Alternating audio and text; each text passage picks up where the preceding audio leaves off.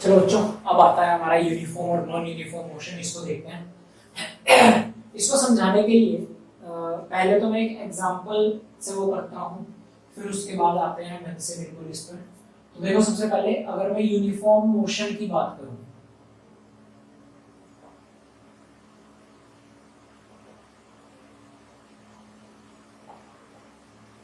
The motion in which an object travels equal distance in equal interval of time। Equal he distance कर रहा है और उतने ही time में, ज्यादा चेंज नहीं आ रहा। लेकिन अगर मैं नॉन यूनिफॉर्म मोशन की बात करूं,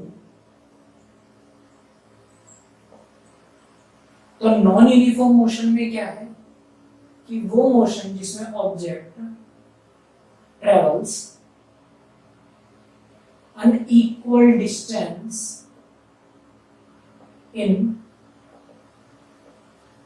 equal interval of time. Equal distance नहीं कर रहा, यहां पर अनइक्वल डिस्टेंस कर रहा है। टाइम अभी भी सेम है, इक्वल गैप आ रहा है टाइम में। एग्जाम्पल पे देखते हैं, जैसे अगर हम बात करें एग्जाम्पल से, तो एक एग्जाम्पल है, इधर तो मैं टाइम लिख दे रहा हूं, इधर एक ऑब्जेक्ट ए है और इधर एक ऑब्जेक्ट बी है। ठीक है, समझ जाओ इसको ढंग से। मैंने बोला कि सुबह 9:30 बजे किसी ने अपना मोशन स्टार्ट किया। हम इस मोशन को देख रहे हैं हर 15 मिनट्स के गैप पर। 9:45, फिर 10, 10:15, 10:30, 10:45 और 10:60, मतलब 11 AM। तो ये तो था हमारा टाइम का गैप। ए ऑब्जेक्ट पहले दोनों ही जीरो, दोनों ने अपना मोशन एक साथ स्टार्ट किया 9:30 बजे। ए चला, उसकी स्पीड थोड़ी ज्यादा रही होगी, तो उसने क्या करा, पहले उसमें वो चला 20 मीटर। 15 मिनट में कितना चला, 20 मीटर चला। ठीक है ना, वैसे 15 मिनट के हिसाब से 20 मीटर बहुत कम है, लेकिन चलो एक बार मान लेते हैं समझने के लिए। पहला ऑब्जेक्ट चला 15 मिनट में सिर्फ कितना मीटर, 20 मीटर। लेकिन जो दो है, नहीं तो और मान लेते हैं, ढंग से एग्जांपल ले लेते हैं। ए जो है पहले 15 मिनट में चला 2 किलोमीटर, बी भी पहले उसमें कितना चला, 2 किलोमीटर। फिर जो ए है वो अगले 15 मिनट में वो पहुंच गया 4 किलोमीटर कर लिया उसने, 2 मीटर ज्यादा, 2 किलोमीटर ज्यादा। लेकिन जो बी था उसने 2 की बजाय कितना किया, 3 किया। फिर जो ए था वो अगले 15 मिनट में गया 6, अगले 30 मिनट, अगले 15 मिनट में 8, अगले 15 मिनट में 10, अगले 15 मिनट में 12। तो इस तरीके से उसने किलोमीटर में अपना डिस्टेंस ट्रेवल किया। ठीक है, समझते हैं इसको आगे। और बी ने क्या करा, 10 बजे वो 3 किलोमीटर तक पहुंचा, अगले उसमें 5 किलोमीटर, फिर वो 5 किलोमीटर ही रहा, फिर देन उसने अपना एकदम से 8 किलोमीटर करा और फिर वो आया 9 किलोमीटर पर। तो ऐसे उसने चला। तो बच्चों हर बार गैप कितना है हमारा, हर बार 15 मिनट का गैप है। कितने मिनट का है, 15 मिनट का। तो हर बार टाइम पीरियड हमारा सेम है, इक्वल इंटरवल है। ए हर बार कितने पे चल रहा है, 2 पर, हर बार 2 पर। तो इक्वल ही गैप आया, इक्वल डिस्टेंस कर रहा है हर 15 मिनट में। लेकिन बी पहले पर तो गया 2, अगले पर गया सिर्फ 1, अगले पर गया 2, फिर बिल्कुल कुछ नहीं गया, फिर उसने ज्यादा हो गया 3 हो गया, फिर वो 1 आ गया। तो क्या इक्वल इंटरवल चल रहा है, नहीं। जबकि यहाँ पर क्या था, हर बार कितना कर रहा था, 2 था। तो यहाँ से हम समझो वापस, यूनिफॉर्म मोशन वो मोशन जिसमें इक्वल डिस्टेंस कर रहा हो इक्वल इंटरवल ऑफ टाइम में। कहने का मतलब ए ने हर बार इक्वल डिस्टेंस किया है इक्वल इंटरवल पर, लेकिन बी जो अनइक्वल डिस्टेंस कर रहा है, पहले 2 फिर 1 फिर 2 फिर 0 फिर 3 फिर 1, हर बार अनइक्वल, तो वो हमारा कैसा motion, non uniform motion. Uniform motion जो होता है बच्चों हमारा डेली लाइफ में, जैसे मैं आपको बोल दूं क्लॉक मोशन। यूनिफॉर्म मोशन क्या होता है, क्लॉक का मोशन होता है। हर 10 मिनट में हर 5 मिनट में इक्वल अमाउंट में चलती है। लेकिन नॉन यूनिफॉर्म मोशन क्या हो जाता है हमारा, ये हमारा डेली लाइफ का मोशन है, ये हमारा क्या है, डेली लाइफ का मोशन, जो हम डेली लाइफ में चेक करते हैं। ठीक है यहाँ तक। अब उस पर देखते हैं आगे। ठीक है, आपको आई होप ये वाला एग्जांपल समझ आ गया होगा। जब भी हम कभी रोड पर चलते हैं ना, हम कभी equal motion equal distance travel नहीं करते इक्वल इंटरवल ऑफ टाइम में। ठीक है, वो बहुत रेयरली ही आता है, क्योंकि रोड पर फ्रिक्शन है, हम उसको भी कंसीडर नहीं करते। ठीक है, और एयर भी रोकती है हमें, हमारी स्पीड को कम करती है। देन उसके बाद हमारा कभी ट्रैफिक आ रहा है, कभी रोड ओपन है, तो हर बार अलग अलग कंडीशन आती है। रोड खाली है तो बहुत तेज स्पीड चली जाती है, लेकिन अगर रोड भरा हुआ है, ट्रैफिक ज्यादा है, तो बहुत टाइम ज्यादा लग जाएगा, लेकिन आप डिस्टेंस उतना चल नहीं पाओगे। तो मैक्सिमम टाइम 100 में से 95 केसेस में हम हमेशा कैसा मोशन करते हैं, नॉन यूनिफॉर्म मोशन। तो अब आ जाओ और आगे समझते हैं। तो आपको यूनिफॉर्म और नॉन यूनिफॉर्म समझ आ गया होगा। ठीक है, अब उसके बाद आता है non uniform motion. Non uniform motion होता है दो तरह का। नॉन यूनिफॉर्म मोशन होता है दो तरह का। एक होता है एक्सेलरेटेड मोशन और एक होता है डीएसेलरेटेड मोशन।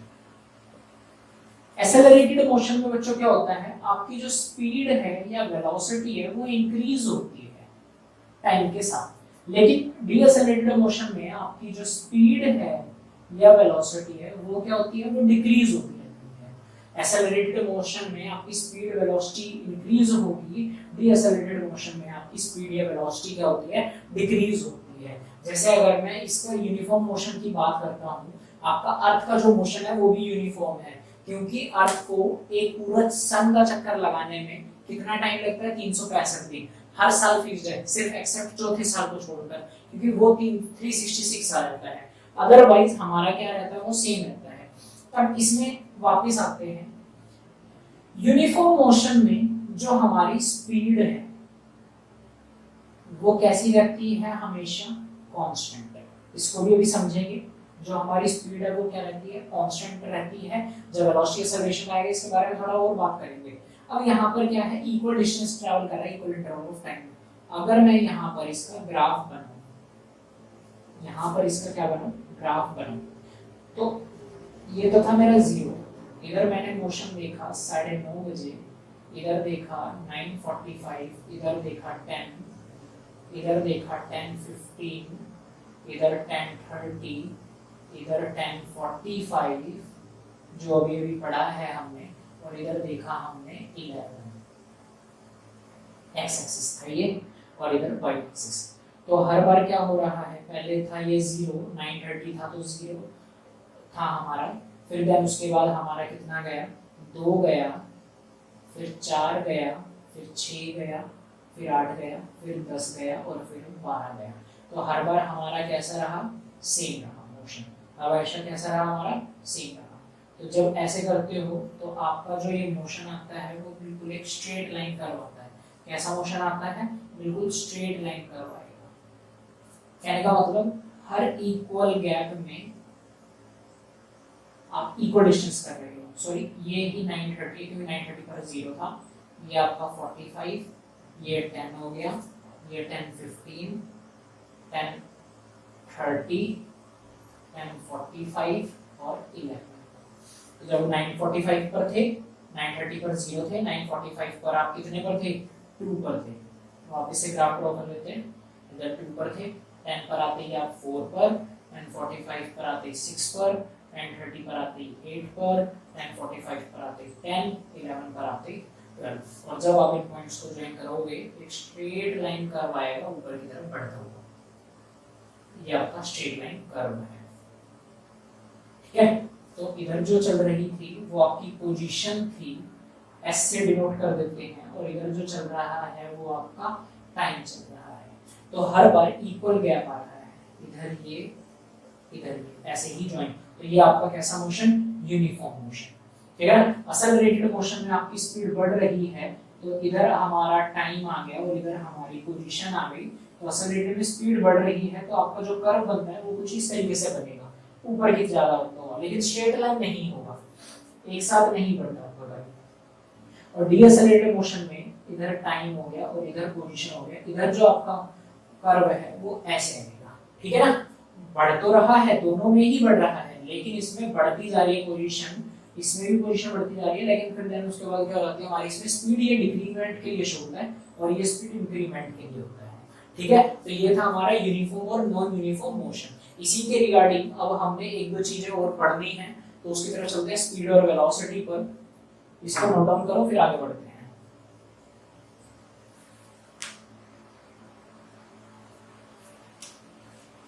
अब आता है बच्चों हमारा स्पीड और वेलोसिटी, दोनों चीजों में बात करेंगे, ठीक है।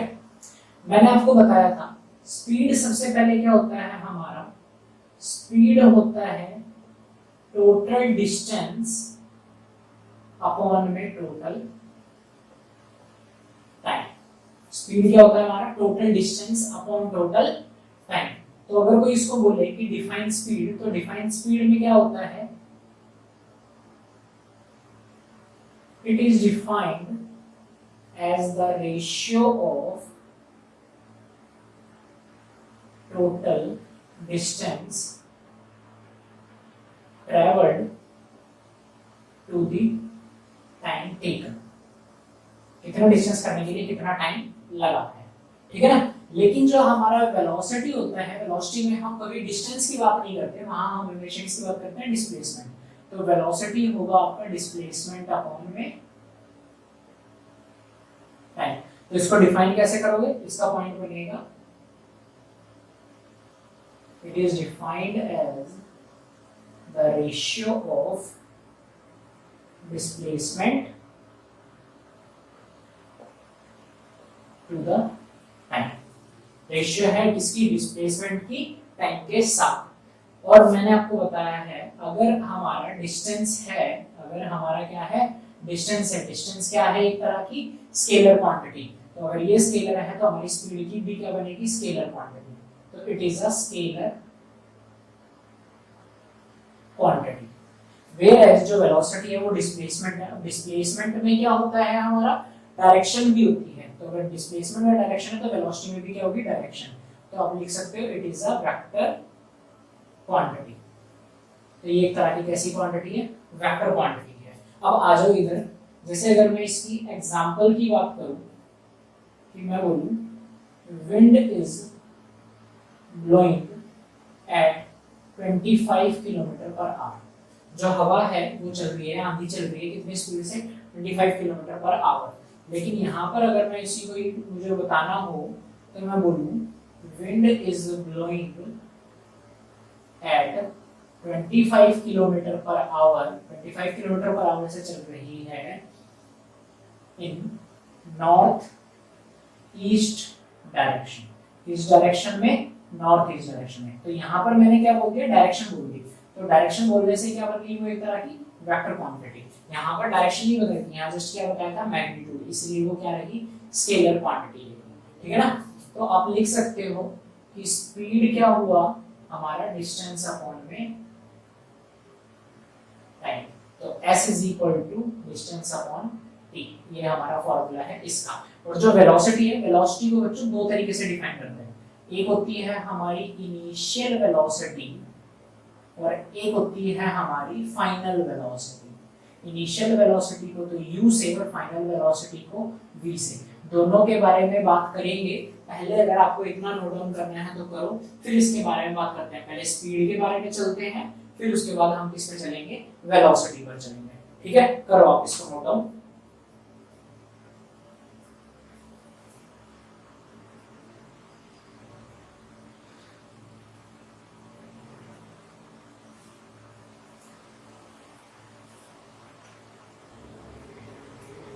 देखो बच्चों आ जाओ, स्पीड के बारे में जैसा हमने इतना पढ़ा है, अब स्पीड की अगर मैं एसआई यूनिट बताऊंगा, रटने की जरूरत नहीं है। डिस्टेंस को किसमें चेक करते हो हमेशा, मीटर। टाइम को किसमें देखते हो हमेशा, सेकंड। तो एसआई यूनिट क्या बनी है आपकी, मीटर पर सेकंड। कई बार इसको ऐसे भी लिख सकते हो, -1 लगा दो, ठीक है ना। और कई बार आप इसी को ही कैसे लिख सकते हैं, किलोमीटर पर आवर में, किलोमीटर पर आवर में दोनों ही यूज कर सकते हो, लेकिन मैक्सिमम टाइम हम कौन सी यूज करते हैं, मीटर पर सेकंड हमारी एसआई यूनिट है। तो अब कई बार क्या होता है कि हमें किलोमीटर पर आवर को कन्वर्ट करना होता है किसमें, मीटर पर सेकंड में। तो कुछ नहीं करना आपने, अगर आपको मीटर पर सेकंड में स्पीड निकालनी है तो किलोमीटर पर आवर को मल्टीप्लाई कर देना 1000 बाय 3600, या फिर आप किलोमीटर पर आवर को मल्टीप्लाई कर सकते हो 5/18 से डायरेक्ट। क्यों मैं आपको 5/18 कर रहा हूँ, इसी चीज को समझने की कोशिश करो। आपके पास क्या था, 1000 अपॉन में 36, 00 से 00 कैंसिल, 5 2 5 पर और ये गया 218 पर, तो 5/10 बात सेम आती है, इसीलिए हम इसको डायरेक्ट क्या कर सकते हैं, 5/18 से भी कर सकते हैं। ठीक है, जैसे एग्जांपल की बात की जाए, आपके पास 72 किलोमीटर पर आवर है, मीटर पर सेकंड में कितने होंगे, तो 72 मल्टीप्लाई 5/18, 18 1 18 4, तो 5 2 जा 20 मीटर पर सेकंड डायरेक्ट कर सकते हो। ठीक है ना, तो इस तरीके से आप ये निकाल सकते हो। ये तो थी इसकी स्पीड की यूनिट। अब इसी में ही एक दो चीजें और मैं आपको बता देता हूं, जैसे यूनिफॉर्म मोशन के अंदर अगर मोशन यूनिफॉर्म है, हर इक्वल इंटरवल ऑफ टाइम पर हर बार का डिस्टेंस क्या रहता है, हर इक्वल इंटरवल ऑफ टाइम पर डिस्टेंस हर बार क्या रहेगा, सेम रहेगा। जैसे अभी मैंने एग्जांपल की बात करी थी, इधर 9:30 बजे, इधर 9:45, फिर 10 बजे, फिर 10:15 पर। ठीक है ना, ये था। तो हर बार कितने मिनट का गया, 15 मिनट, 15 मिनट, 15 मिनट। इधर कितना चल रहा था, 9:30 से 9:45 तक 2 किलोमीटर गया था, इधर भी 2 किलोमीटर गया था, और इधर भी 2 किलोमीटर, मतलब हर 15 मिनट में 2 kilometre, 15 minute 2 kilometre, 15 minute 2 kilometre. तो अगर यहाँ से आप स्पीड निकालते हो तो डिस्टेंस अपॉन में टाइम, डिस्टेंस कितना चल रहा है, 2 किलोमीटर, मीटर में करोगे तो 1000 से मल्टीप्लाई करते हो, 1 किलोमीटर के अंदर 1000 मीटर होते हैं, तो 2000 हो गए। और टाइम कितना है, 15 सेकंड में कन्वर्ट करोगे तो 15 मल्टीप्लाई बाय 60, तो कितना हो गया, 0 से 0 गया 200, और 15 6 जा 90। ठीक है, 2 0 से 2 0, तो 20/9। कैसे सोल्व करते हो, 18 2 2, और ये हो गई मीटर पर सेकंड। तो ये इसकी स्पीड है, तो इधर भी उतनी, इधर भी उतनी, इधर भी उतनी। तो यूनिफॉर्म मोशन में क्या पता चल रहा है कि स्पीड हमारी क्या रहती है, सेम रहती है। तो यूनिफॉर्म मोशन में आप लिख सकते हो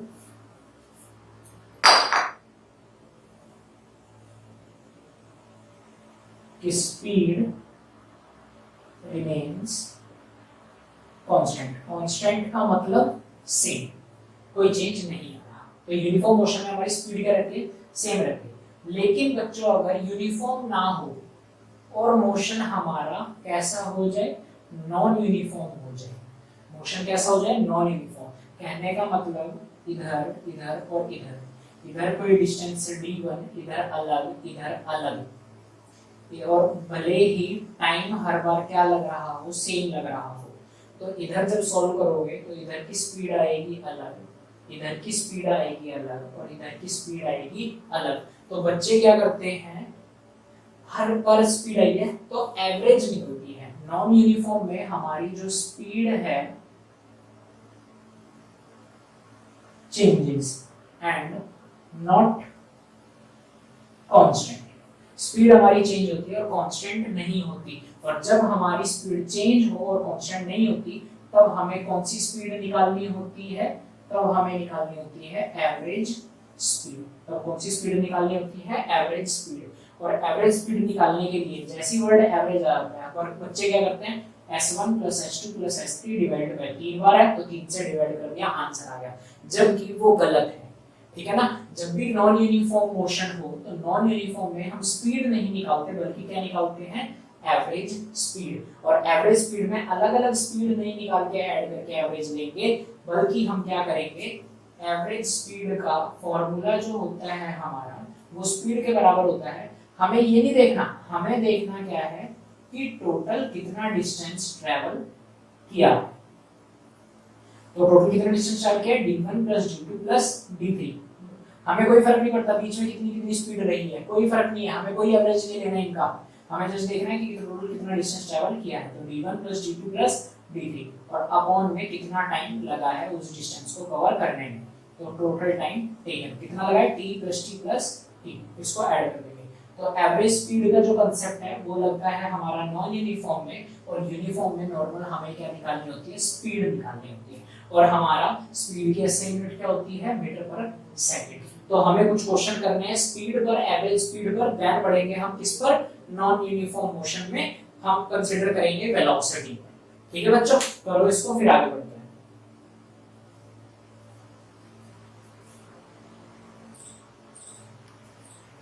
चलो बच्चों, हमारे पास कुछ ये 3 क्वेश्चन है जो हमने करने हैं एवरेज स्पीड के ऊपर और या फिर नॉर्मल स्पीड के ऊपर। फर्स्ट क्वेश्चन है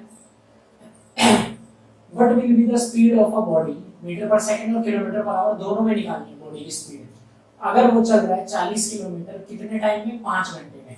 तो आपको डिस्टेंस कितना दिया है, 40 किलोमीटर, और आपको टाइम कितना दिया हुआ है, 5 आवर। और अभी अभी हमने पढ़ा है स्पीड का फॉर्मूला क्या होता है हमारा, डिस्टेंस अपॉन में टाइम। जब भी क्वेश्चन करते हो फिजिक्स के न्यूमेरिकल तो फॉर्मूला जरूर लिखा करो, अगर फॉर्मूला नहीं लिखोगे तो हाफ मार्क्स वैसे ही कट जाएगा। फॉर्मूला और यूनिट ये आपको लिखनी जरूर है। डिस्टेंस कितना 40, टाइम कितना 5, तो 5 1 8, तो 8 किलोमीटर पर आवर। ये तो निकल गई आपकी किसमें, किलोमीटर पर आवर। इसी तरीके से किसमें निकालनी है, मीटर पर सेकंड में भी। तो अगर बात करते हैं मीटर पर सेकंड, तो मैंने आपको ऑलरेडी बताया था किलोमीटर पर आवर को सीधा मल्टीप्लाई कर दो 5/18 से, तो ये कितना हो जाएगा 2429, 20/9। तो सॉल्व करोगे तो 2.22 मीटर पर सेकंड। तो हमारे किलोमीटर पर आवर में भी निकल गई और मीटर पर सेकंड में भी निकल गई। इस तरीके से हम स्पीड निकाल सकते हैं। अब एक क्वेश्चन है एवरेज स्पीड के ऊपर। क्वेश्चन में बोल रखा है a car travels 20 kilometre in first hour. पहले घंटे में कितना, 20, दूसरे घंटे में कितना ट्रेवल करे 30, और तीसरे घंटे में कितने करे हमारे 30, और दूसरे घंटे में कितने किए थे 40। तो हमें निकालनी है एवरेज स्पीड। हर घंटे पर अलग अलग डिस्टेंस ट्रेवल किया है, कहने का मतलब हर घंटे पर उसकी स्पीड क्या है, अलग अलग है। अब मैं इधर से 2 चीजें बता देता हूँ। मैंने आपको बोला था कभी एवरेज नहीं करते, लेकिन बच्चों ध्यान रखना अगर आपका टाइम इंटरवल सेम है, अगर आपका टाइम इंटरवल क्या है सेम, तो आप average speed direct speed 1, speed 2, speed 3 upon में 3 भी कर सकते हो। अगर आपकी स्पीड ज्यादा होती तो आप उससे भी कर सकते थे। 4 है तो 4, 5 है तो 5, 6 है तो 6, जैसे हमारे यहाँ पर 3 है तो 3 से कर दिया। तो अब यहाँ पर लेकिन ये हमें क्या दे रखा है, डिस्टेंस दे रखा है, स्पीड नहीं दे रखी डिस्टेंस। लेकिन अगर आप बोलो कि पहले घंटे में 20 किलोमीटर पर आवर, दूसरे घंटे में 40 किलोमीटर पर आवर, तीसरे घंटे में 30 किलोमीटर पर आवर, तो एवरेज स्पीड का फॉर्मूला क्या है हमारा, टोटल डिस्टेंस अपॉन में टोटल टाइम। टोटल डिस्टेंस कितना 20, 40, 30 अपॉन में टोटल टाइम कितना है 3 घंटे, पहला घंटा, दूसरा घंटा और तीसरा घंटा। तो कितने हो गए 20 और 40 60 और ये 30 90 अपॉन में 3, तो कितना है बच्चों 330 किलोमीटर पर आवर। तो ये इस तरीके से निकल गई आपकी एवरेज स्पीड। अगर टाइम इंटरवल सेम है तो आप ऐसे कर सकते हो, लेकिन अगर टाइम इंटरवल सेम नहीं है तो ये तरीका क्या हो जाएगा, गलत हो जाएगा। अब इधर आ जाओ, ये एनसीईआरटी का क्वेश्चन में बोल रखा है ओडोमीटर ऑफ अ कार। तो सबसे पहले आपको क्या पता होना चाहिए कि ओडोमीटर होता क्या है। तो बच्चों ओडोमीटर एक तरह का इंस्ट्रूमेंट या डिवाइस है जो क्या करता है, which is used to measure distance. जो क्या करता है, डिस्टेंस मेजर करता है। क्या मेजर करता है, डिस्टेंस। तो क्वेश्चन में बोल रखा है the odometer of a car reads 2000 kilometre at the start of a trip. जब ट्रिप स्टार्ट हुई थी तो कितना रीड किया उसने, 2000 किलोमीटर, और जब ट्रिप खत्म हो गई एंड तो कितना किया, 2400 किलोमीटर। तो ट्रिप के स्टार्ट से खत्म होने पर कितना डिस्टेंस ट्रैवल किया, 2000 से 2400 चला गया, इसका मतलब कितना डिस्टेंस ट्रैवल किया, 400। तो आप लिख सकते हो डिस्टेंस ट्रैवल्ड 400 किलोमीटर, और इस पूरे को ट्रिप को करने में कितने घंटे लगे, 8 घंटे। तो आपका टाइम कितना लगा है, 8 घंटे। स्पीड निकालनी है एवरेज किलोमीटर और मीटर पर सेकंड। तो एवरेज स्पीड सबसे पहले तो आपने फॉर्मूला जरूर लिखना है, मैं डायरेक्ट बता रहा हूँ। डिस्टेंस 408, तो 8 बन जाए 8, 8 5 और 0 ये, तो 50 kilometre per our, 50 kilometre per our, ये आपकी निकल गई किलोमीटर पर आवर में। और अगर मीटर पर सेकंड में निकालनी है तो 50 मल्टीप्लाई 5/18, तो ये हो गया 9, ये हो गया हमारा 25। तो 125/9 सॉल्व करोगे तो 13.9 मीटर पर सेकंड आंसर आएगा। तो इस तरीके से हम एवरेज स्पीड के क्वेश्चन कर सकते हैं। तो ये तो था बच्चों हमारा एवरेज स्पीड। अब थोड़ा हम बढ़ते हैं अपना एवरेज वेलोसिटी की तरफ। किसकी तरफ, एवरेज वेलोसिटी की तरफ। वैसे मैं आपको वेलोसिटी बता चुका हूं, डायरेक्ट हम अपना बढ़ते हैं एक्सेलरेशन की तरफ, आपको अपने आप वेलोसिटी आ जाएगा समझ, ठीक है। करो इसको।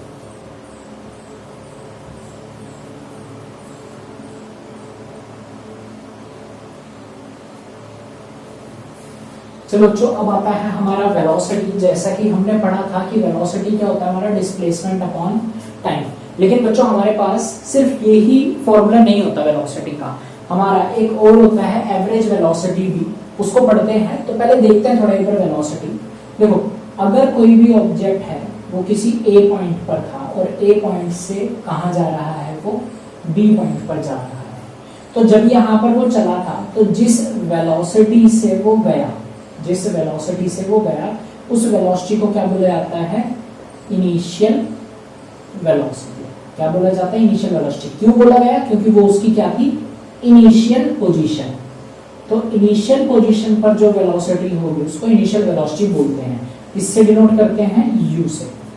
एक होता है हमारा बी, जब वो बी पर पहुंच गया तो बी पर वो किसी न किसी वेलोसिटी से पहुंचा, तो यहाँ पर जो बी था वो हमारा क्या था, फाइनल पोजीशन थी या फाइनल पॉइंट था। और फाइनल पॉइंट पर जो हमारी स्पीड आती है, वेलोसिटी आती है, उसको हम बोलते हैं फाइनल वेलोसिटी। उसको क्या बोलते हैं हम, फाइनल वेलोसिटी। और फाइनल वेलोसिटी को किससे डिनोट करेंगे, v से। किससे करोगे, v से। तो इनिशियल को u से, फाइनल को v से। इसकी कंडीशन बताऊंगा मैं अभी, पहले इस पे आते हैं। तो अब इसमें भी हमारा कंडीशन लगती है, अगर हमारा मोशन कैसा हो, नॉन यूनिफॉर्म हो। नॉन यूनिफॉर्म मोशन होने का मतलब है बच्चों कि आपकी स्पीड या जो भी वेलोसिटी है वो बार बार इक्वल अमाउंट में चेंज नहीं हो रही, बल्कि अलग अलग चेंज हो रही है। कभी 10 का गैप आ रहा है, कभी 5 का आ रहा है, कभी 3 का आ रहा है, कभी 15 का आ रहा है। इस तरीके से एक जैसी नहीं है, कंटिन्यूअस नहीं है। तो इसीलिए उसको नॉन यूनिफॉर्म। नॉन यूनिफॉर्म में जो हमारे पास वेलोसिटी का फॉर्मूला होता है, उसमें हम डायरेक्ट क्या देखते हैं, डिस्प्लेसमेंट अपॉन में टाइम, ये देखते हैं।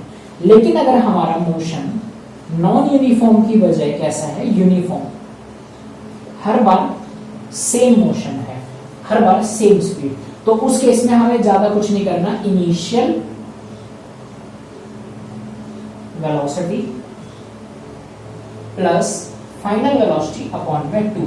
कहने का मतलब u प्लस v/2। और ध्यान रखना बच्चों, दोनों का ही जो SI यूनिट होती है वेलोसिटी की, वो भी मीटर पर सेकंड ही होगी। कितनी होगी, मीटर पर सेकंड। क्लियर है।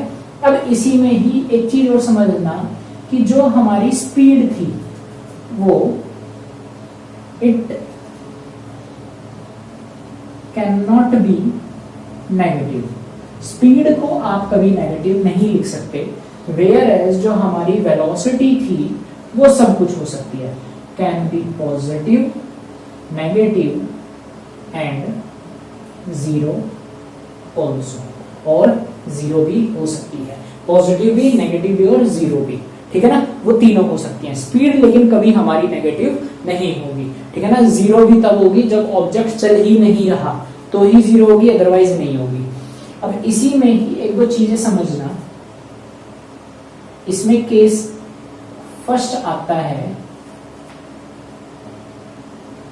If body starts from rest, क्योंकि ये आगे हेल्प करेंगे क्वेश्चन करने में। अगर बॉडी कहां से स्टार्ट कर रही है, रेस्ट से, कहने का मतलब यहां पर बॉडी क्या थी, रुकी हुई थी, रेस्ट पर थी, और फिर बाद में बॉडी चल रही है। तो जब बॉडी रेस्ट में रहती है तो उसकी कोई वेलोसिटी नहीं होती। तो जब बॉडी रेस्ट में हो तो आप u को हमेशा क्या लोगे, 0, और फाइनल आपको कुछ ना कुछ लेना पड़ेगा। u हमेशा 0 होगा क्योंकि चल ही नहीं रहे, और फाइनल हमेशा आपका कुछ ना कुछ लेना पड़ेगा। वेयर जो हमारा केस सेकंड है उसमें इफ बॉडी अप्लाइज ब्रेक्स, अगर बॉडी ब्रेक अप्लाई कर रही हो, साइकिल पे चल रहे हो, गाड़ी पे चल रहे हो, बाइक पे चल रहे हो, जब भी ब्रेक लगाते हो तो आपकी जो भी चीज है वो क्या हो जाती है, रुक जाती है। तो उस केस में इनिशियल तो कुछ ना कुछ होगी, लेकिन इस केस में जो आपकी फाइनल वेलोसिटी होगी वो 0 होगी। क्यों 0 हुई, क्योंकि बॉडी तो आगे जाकर रुक गई ना, स्टॉप हो गई।